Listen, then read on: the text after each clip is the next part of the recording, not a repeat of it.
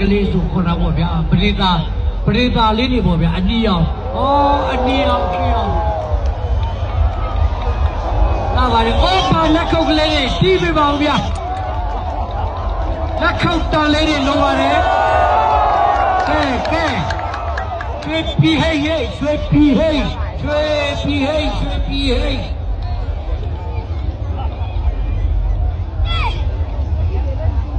ေပြည်ပြီးရတော့ဗျာ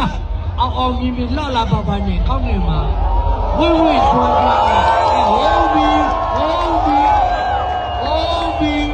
နီလာကြောင့်စိတ်ဘယ်များနေ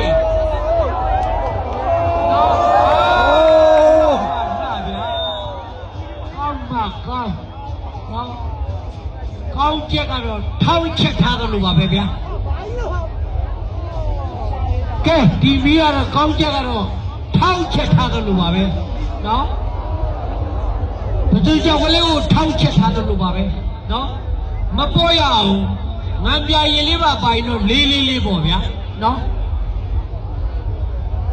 ကဲကြပါပြီကျွန်တော် stock မီးလေးနော်လှပါတယ်လက်ကနေနော် stock မီးလေးတွေလှပါတယ်နော်